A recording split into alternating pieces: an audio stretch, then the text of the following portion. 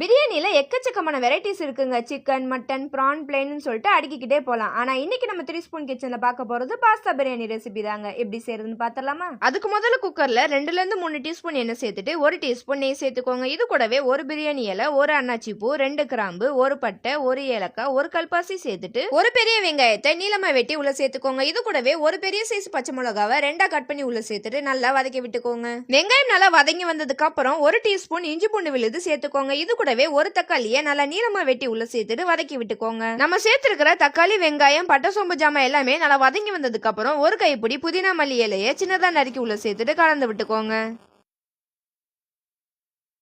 மசாலாக்களோட பச்சை வாசனை போனதுக்கு அப்புறம் 2 டீஸ்பூன் தயிர் சேர்த்துட்டு கலந்து விட்டுக்கோங்க.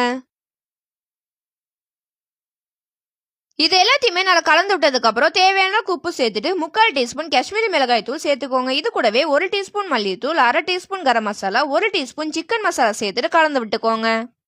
மசாலாவை கிண்டி விடும் போது ரொம்ப ட்ரையா இருக்கிற மாதிரி ஃபீல் ஆச்சுன்னா 2ல இருந்து 3 டீஸ்பூன் எண்ணெயை தாராளமா சேர்த்துக்கோங்க. இப்போ இது எல்லாத்தையுமே நல்லா பெரட்டி விட்டதுக்கு அப்புறம் 2 கப் பாஸ்தாவை உள்ள சேர்த்துக்கலாம். இன்னைக்கு நாங்க கோதுமை பாஸ்தா தாங்க எடுத்துருக்கிறோம். அதை சேர்த்ததுக்கு அப்புறம் மசாலாவோட 2 நிமிஷம் அளவுக்கு நல்லா கலந்து விட்டுக்கோங்க. பாஸ்தாவை குக்கர்ல வேக வைக்கும் போது அது முங்குற அளவுக்கு தண்ணி சேர்த்தாதாங்க கரெக்டா வெந்து வரும். ஒவ்வொரு குக்கருக்கும் இந்த தண்ணி அளவு மாறுங்க. இன்னைக்கு எங்க குக்கருக்கு 3 கப் அளவுக்கு தண்ணி சேர்த்திருக்கிறோம். நீங்க யூஸ் பண்ணக்கூடிய குக்கரோட அளவு வேறையா இருக்கலாங்க. அதனால பாஸ்தா முங்குற அளவுக்கு தண்ணி சேர்த்துட்டு நல்லா கலந்து விட்டுக்கோங்க. இதை மீடியம் ஃப்ளேம்ல வச்சுட்டு ஒரு விசில் வரை வேக வச்சு எடுத்துக்கலாம்.